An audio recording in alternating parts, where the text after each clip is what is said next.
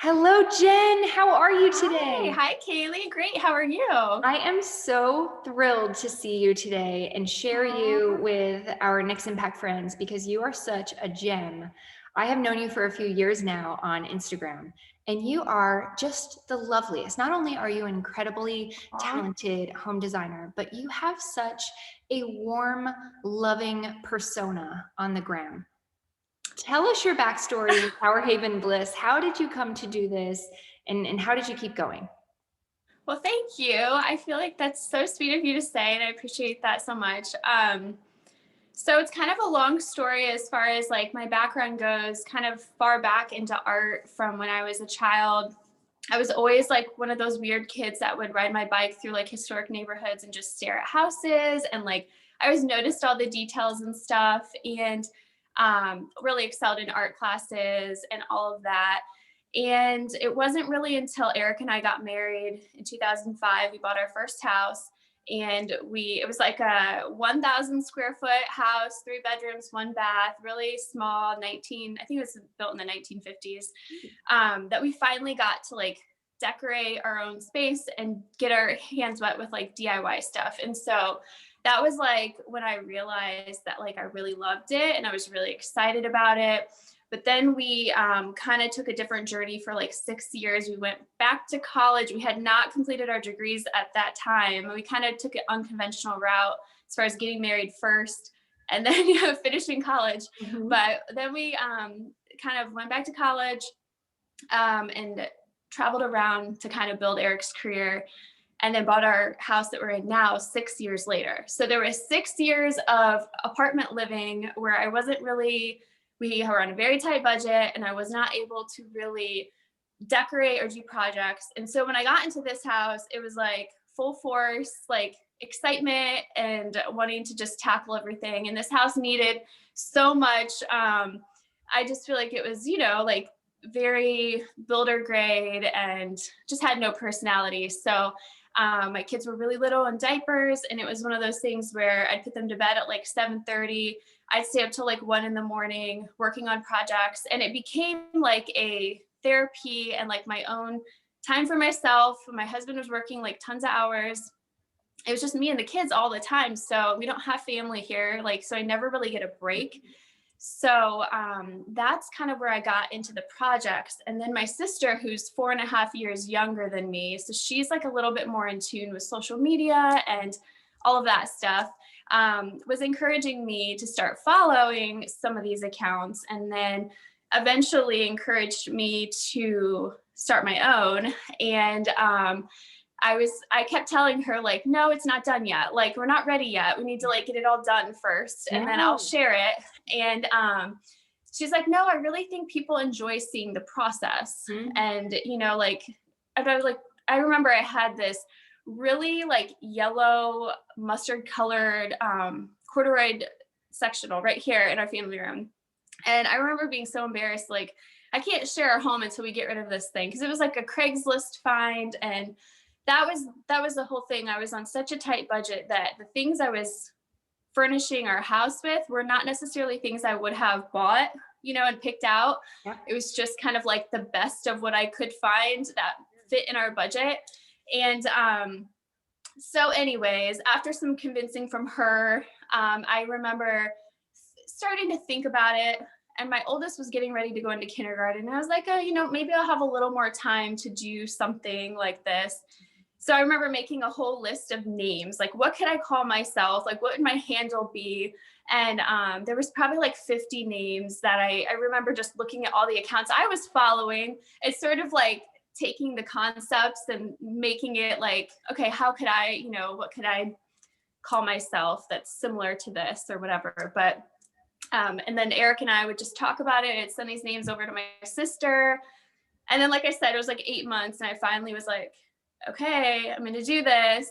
And so, yeah, that's how I came up with Our Haven Bliss. And it was just sort of like a way for me to channel my creativity. And also, I think part of me wanted to just get a little feedback on like, is this something I'm good at? Like, how does this measure up in the, outside of my home, like to other people? So yeah. I think it measures up pretty great. I mean, if you Aw, look at your following, you're then so sweet. you have done so well. Even just the few years that I've been following you, you have transformed so much of your home, but also you seem so much more confident in sharing all of your wisdom and nuggets with people. But one thing that has not changed, I will tell you, from your following growing, I don't remember what it was when we first started, but I know it was a lot lower than it is now. You have responded to every message, every comment. You are so active trying to engage your community. And I think that's just so outstanding for how many followers you've amassed, and yet you still keep that feeling of your page the same. Oh, thanks. I'm glad that you noticed that. But honestly, I feel like I've been struggling with that in the last year or so just to keep up with it. But I try my best. I feel like if someone's going to take their time to leave a comment or send a DM, I at least want to respond back. And I do enjoy the engagement part of the app. There's a lot of good and there's a lot of bad that comes with Instagram. And I think that just when people reach out and say they're inspired by something and they want to like tackle it in their own home, like even though it takes time for me to sit down and respond to them, I'm glad that I'm at least helping someone in some capacity, and giving Absolutely. them an idea or, something. So you've talked about some of the struggles with Instagram. I want to ask you something that I've felt before, and I want to know if you have experienced this as well. Do you ever feel a pressure when you're walking around your home like, oh, I need to put something out today, content wise. I should really redo this, but I'm not ready budget wise, or I'm not ready timeline wise, or whatever reasons in your real life you're not ready to tackle something? Do you allow the pressures of social media to catapult that forward regardless, or how do you deal with that balance? That's a good question. I feel like more of it is me pushing myself Mhm. and motivating myself to keep going. I feel like a lot of it's my personality not wanting to give up on something that I've started. And also the algorithm, have I've learned the hard way that if you kind of like stop posting for a while, then things start to crumble. Yeah. So it's kind of twofold in that. And then we're always doing stuff. We're always doing projects. And we were before I had this account. Yes, there are times where there's really nothing to share, and I'll go through and find a picture that I've shared before and I'll share it again. And that's more for the algorithm. I do. I feel like I'm good at kind of separating myself from other influencers, and I try not to worry about what they're doing and let it put pressure on me. And so I How do you have do had to that kind of. then? That's So a big one.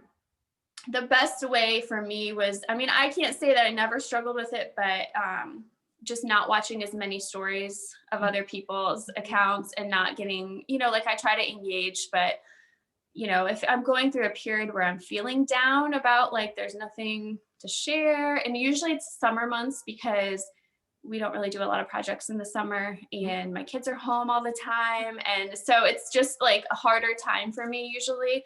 Then I'll, kind of with, not watch as many other stories and not get too caught up in what other people are doing, because I do feel like that can get you really discouraged. And for me, it's an art. So like, I don't want to lose that passion for what it is that I'm doing anyways. And if I get to the point where I'm just doing it to do it and I'm stressed out, then I'm like not really enjoying the art of design anymore. And to me, that's Yes. kind of, you know, pointless at that point. So, Such great advice. What about the changes in social media? What about, things like reels coming out on Instagram, mhm. or more eyeballs being on TikTok? Do you feel that pressure like, okay, I've got to learn how to do reels. I've got to learn how to do TikTok. Or do you kind of just allow yourself to feel like this is my niche, this is what I feel comfortable with? What feels good I to would, you? I would say it's kind of a mix of both. I do, everyone has their opinions on reels and all of that stuff. For me personally, I don't love them. So Mhm. like when I'm scrolling, that's not, I don't know. Not It's what just you're doesn't, watching. I don't like to stop and watch them. I'm just not that patient, I think. But there have been some good ones, and I will say that. So I guess I just do what I like, and like I've done a couple of reels, um, which I think was just like revealing our bathroom and then like our fireplace. So I probably should get into that more. I actually have heard from a group that I'm in that that's like one of the number one ways to grow right now. Yeah. So there is a little pressure for me to just sit down and like, okay, you need to like sit down and take some time to devote to figure this out. And there's all these other apps you can use to do it. Um, but for the most part, I feel like if you look at other accounts who align very closely with kind of like what you're about and are still successful doing the static posts, then you can kind of still remember that it's okay to stay true to who you are, and people started following you back when you were doing those posts. And like I think that it's good to just keep a little bit of that consistency of like kind of who you have been, and then throw in a little bit of these newer technologies and things. But yeah, I just don't think I'll go overboard with them, but it's just me. Yeah. So yeah. So we're both boy moms. I've been following your boy renovation very closely. Oh Is yeah. this Aw. your elder son who's doing Yes. his room right now? I Yeah. love that you are empowering him to make his own design decisions. He chose the rug and he chose the paint color, right? Yeah. How wonderful that they see their mom not only as a designer, but as a doer. I love that because you're getting in and you're doing the work and you're including them. So they see that mom is hustling. Mom has great work ethic. Mom has great taste and ideas. And then you're bringing them in to allow them that empowerment and that excitement as well. Was that something that you've done consciously, or it's just part of how your family works? So my son expressed interest in like he always gives his opinion when I ask, and he always has an opinion for every project that we do. And the last couple of projects, so I want to say it was like our guest room and then our master bathroom. He just really, really loved, and he just kept going in those rooms and telling me how much he loved them and why he loved them. And just he really, and then with the bathroom that we had just completed, he was like, I love how modern this is, I want my room to be like this. And so he kept saying that to us, and of course I love that he even cares, as for a boy. I feel like it's cool to me that he has an interest in that and had a vision. And so I think that like I would never try to disrupt that and try to like, I no, I think you should do this. You know what I mean? I just feel like if he has like any sort of eye for design, I want to like let him experience that, and maybe he'll realize, maybe he'll realize he has like a passion for that. I don't know. Maybe he won't, but it's just kind of been fun. Also, I think that when you have boys, it's sometimes hard to bond with them in the same way that they bond with their dads, because there's just different interests, obviously. Like they all love to wrestle, and they can do their wrestling, and I, stay out of it. But like it's nice when one child expresses interest in something that I'm interested in. So then it's like, oh, okay, well, this is something, I'm using this as an opportunity, I guess, for us to do this together and like, have fun with it. We've gone shopping together and stuff. So yeah. All right. On that though, they obviously see mom on your phone a decent amount, I would imagine. And I don't know because I'm not in your house, but I know in my house that happens where I'm like, mom's trying to work, or mom's Yeah. responding, or mom's emailing. How do you balance that with your boys and your husband? Well, this last year has been hard with COVID. Here in Pennsylvania, things kind of shut down a lot, and they were out of school. They were home for school virtually up until like just a month or two ago. And even still this last couple months, it's been like, it'll be like virtual and then they'll be at school. So all that to say is that when they're home with me, I am not as active on Instagram. I just can't juggle it all, and I can't be on my phone all day. And So I want to say this past year, especially 2020, my account started kind of tanking, and I was like losing a lot of followers, and I couldn't keep up, and I didn't have content, and I was overwhelmed with having them home. We were also considering moving for a short period in there, and there was just a lot of stuff going on, and I just had to pull away from Instagram and just kind of like let it be, because I can't do it all. And I think that if I were to take it further, I would need more help to be able to do that. Like, more help with my kids, more help with my house. Like, I don't have a cleaning person. So like, just things like that. Like, so yeah, it's just a juggle. And so all that to say is right now they're actually in school, which is why it's quiet right now. But, and so this is the time when I get everything done, and I will prep, I'll take pictures, I'll, prep the caption and all the stuff that goes into that. I'll film the stories. I don't always post them at the moment that I'm filming them, but I get as much as I can done during the day. That way, when they are home, it's kind of just done and over with. So Yeah, that sounds nice. yeah. What is your dream partnership, Jen? That's a good question. I don't really have a strong allegiance to like a ton of like a specific brand, but I will say, so my dad's a painting contractor, and painting is kind of like a passion for me as well. I think just growing up in that environment, he was always painting our house, like constantly changing up the colors and stuff. So I think to work with Sherwin-Williams would be really cool, because I'm already promoting that brand a lot, because that's the paint that I buy. And so it just seems like it would be a good fit. Oh, that's great. Yeah. What comes next for Our Haven Bliss? Because I asked you about other social channels. What happens if Instagram goes away tomorrow? Mm-hmm. What are you going to do next? That's a good question. Well, I still want to be involved in design to some capacity. We've talked about doing Airbnbs or doing flip houses, or even just going out and doing freelance work once the kids are old enough and, I can actually work outside of the house.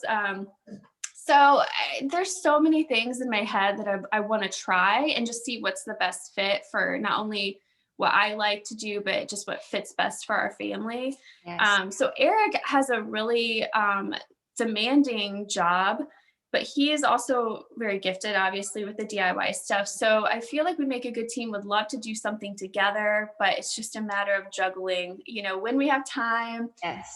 Yeah. Which, it's just, so I wish I had like a specific thing to say, but I feel like just continuing forward, and, hopefully having a website where we can like share our DIYs and, take it to the next level a little bit. Yeah, absolutely. What advice do you have for somebody who is thinking about kind of some of the same things that you said, especially during the pandemic? People are spending so much more time at home. They're more excited to make that space theirs and feel more personalized and maybe more efficient for what they need it for now, working from home, having the kids, doing a homeschool. What do you say to people who want to start sharing? Is it too late? Is it too saturated? Or is there space for everyone? I think there's space for everyone who shows up consistently and shares good content. I think there really is. I mean, everyone has their own style and their own take on the world, their own background. And I think that there's going to be different followers that are going to, follow different people for different reasons. And so I think that I think there's a lot of accounts. There's a lot of people attempting, but I feel like for something to really stick, you have to kind of fight through the hard times, stay focused on what it is you're passionate about, and keep trying to provide good content. And I think that people will eventually show up for that. That is fantastic advice. Who gives you inspiration? Who are some of your favorite follows on Instagram? Oh, that's a good question. I really like Chris Loves Julia. Okay. And let me think about this. Who's putting out something that educates, that inspires? Who's consistent? Who's putting in the work that you're like, okay, this is someone to model? You are one of those for sure. Aw, thanks, I mean Kate. that, obviously, You're so sweet. but who but who else do you look to for that? Yeah, I mean, the only one that's really coming to my mind right now is Chris Loves Julia, and there's plenty of others. I just really love what they're doing as a whole and how they're doing it as a couple. Yes. And um, yeah, I'm doing a course with them right now, actually. So I'm kind of seeing some of the backside of what they do. And so it's inspiring me just to see good people working to really help other people. And, like, yeah, I'm sure there's plenty of other accounts. But like I said, I tried not to get too wrapped up in what everyone else is doing. So I I really probably love should that. not aware of them. But putting the blinders on, that's something that I hadn't really, I mean, I think I've noticed myself doing that, just like you said, in times where you can feel, okay, I need to take a step back because Yeah. the comparison game is strong and this isn't good for me or healthy. But Yeah. putting those blinders on and maybe just watching a couple of stories rather than letting it loop around. And instead, what it sounds like you're doing, and it's just wonderful advice to anyone who's listening, putting in the work, dedicating that time, put your nose to the grindstone and batching that content and the captions and getting it done. Because you're not doing it when you're watching other people's stories, right? That's true. That's true. Yeah. And it is easy. I feel like it's really easy to kind of like, especially if I'm up late and I can't sleep, to just scroll through and see what everyone's doing. And then I just feel like it's so easy to feel inadequate and to feel like, I should be doing more and all this stuff. But I think that starts to show, like, people start to sense that when you start to feel, I feel like a little bit desperate or a little bit like you're trying too hard. Yeah. So then I think there's a really good balance of not letting yourself get to that point where you show up, you're enthusiastic, you like what you're doing, and you're passionate, but you're not like trying too hard to, get more followers and things like that. So There's something that you do that I find to be unique and purposeful, where you don't show a ton of your family. You do when you're working on a project, but we don't see a lot of behind the scenes, we're out at the farmer's market kind of thing. I think this is what I do wrong, Jen. oh, I love seeing your stuff. But you are very purposeful with the content that you put out, in that it's very niche specific and people know what they are going to get when they come to your page. Do you think that's been a great part of your success? So I try to survey my audience in stories periodically to kind of see, what they want to see more of. And I feel like it's never like overwhelmingly like, we want to see your personal life. And so I try to sprinkle that in, but without it being too much. Like, I don't want to put like 5 slides of my kids playing at a sporting event, and because I just don't think that that's what people are here for. And I know people have limited amount of time, and there's so many great accounts out there to follow. So if you're going to choose whose stories to watch, I feel like you want something that's going to get you more bang for your buck, for, as far as more something maybe that would inspire you or teach you something in a shorter amount of time than just seeing my kids play. But I do think that it is important to share that you are a real person and that you have a life, and there's so much more that goes on behind, and in our real lives, obviously. And so I do think that it's important to share.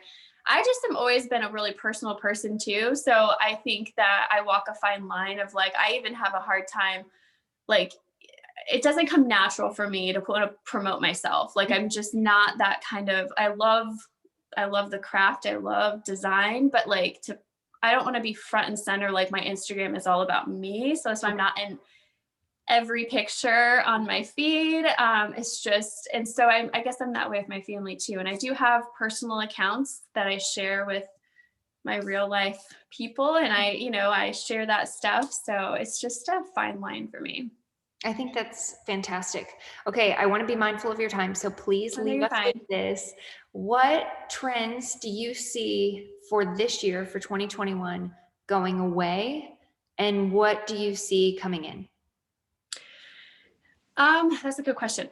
So I feel like right now is a really interesting time in design because I think a lot of things are like anything goes kind of as far as like wood tones and dark colors and light colors and warm colors. And I think because there's so many different styles with mid-century boho, like vintage modern, modern farmhouse, like there's so many things going on right now that it's hard to say like what's actually coming out and what's coming in.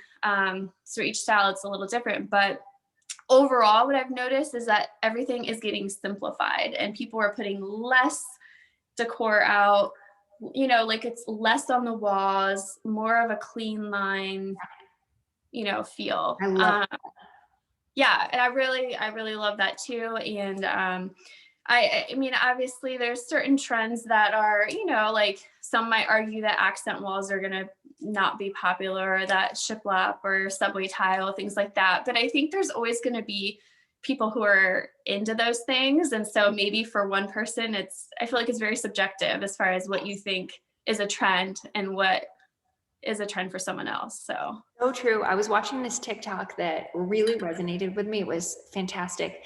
This one lady, you know how you can duet them.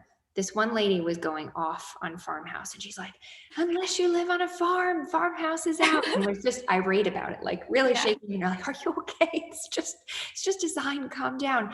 And then this other lady duets it and she says, who cares? If that person in the suburbs of wherever loves farmhouse, let them do farmhouse.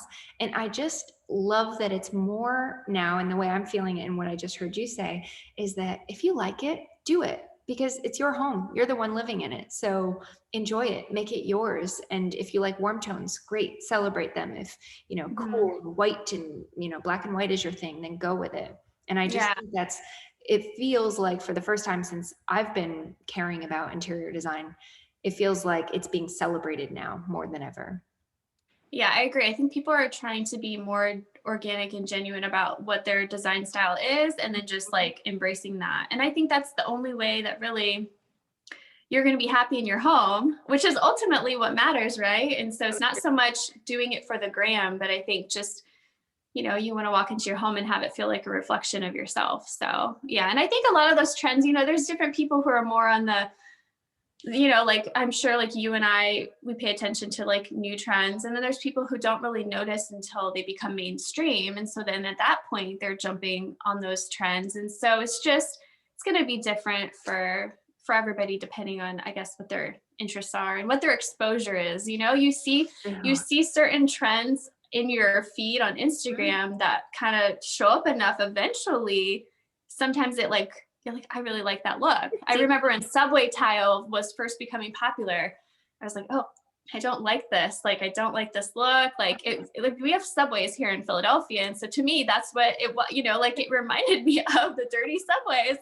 But, like obviously now I have some in my home and I like it. I think it's all things in moderation. Don't do what everyone else is doing because eventually you get tired of seeing those things on Instagram, and then you're going to get tired of seeing it in your home. So do what you try to take things that you like, trends that you like, incorporate them in maybe a different way so that when it gets so repetitive and you're seeing it everywhere, that hopefully you're not ready to like rip it out of your home, so.